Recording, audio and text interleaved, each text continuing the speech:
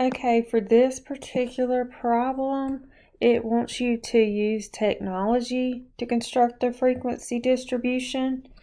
And you definitely want numbers that are clear. So if you were choosing between these two choices, you would want to do the one that didn't have decimals involved.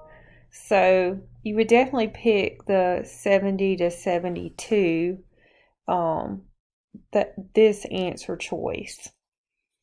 And then another thing to think about is you don't have to necessarily do the 2K rule if you can tell that A is clearly the answer, because we want to use classes that are easy to read. But if you did do the 2K rule, there should be 7 classes. So 1, 2, 3, 4, 5, 6, 7. So the one on the right, it has 8. So we want the one with 7.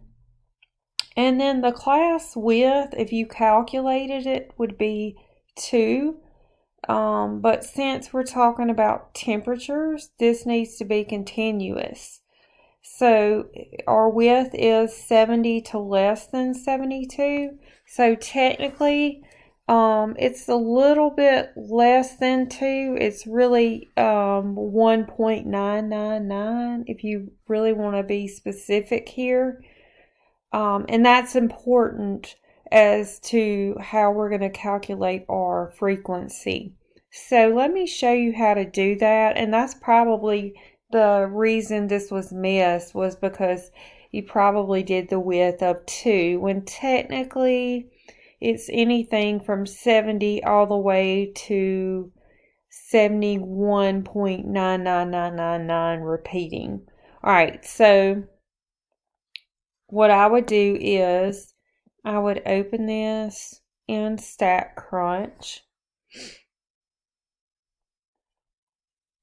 Okay, and then I do want to show you that you can go to your data and you can, I think sort is the one, yeah. You want to click on sort and click on select column var1. And this is something that Excel will do for you too, but this is how you sort it in order from smallest to greatest. var1 ascending, click compute. So now we know our smallest data point is 71.1 and our largest data point is 82.7. However, we're going to start at 70 because, let me show you. The reason we're going to start at 70 is because our first class starts at 70.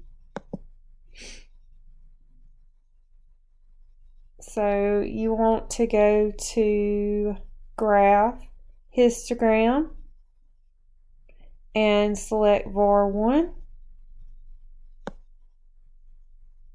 And then you want to start at, I think I said 70. And you want the width to be 1.99999, just as many as you want to put there. And then you will see the frequency is 3, which is the first one, and then 19, which is the second one, and then 45, 39, 13, 5, and 1. So as you can see, it's 45, 39, 13, 5, and 1. So that's how you get the correct frequencies for this when it's continuous like temperature.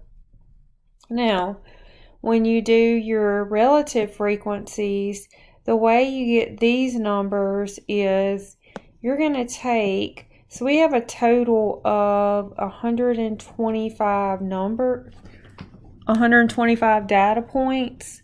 So to get your frequency, and you have to round to the nearest thousandths, you will take each one of these and divide it by 125. So for example, for the 19, if you do, let me get my calculator, if you do 19 divided by 125, you would get 0.152.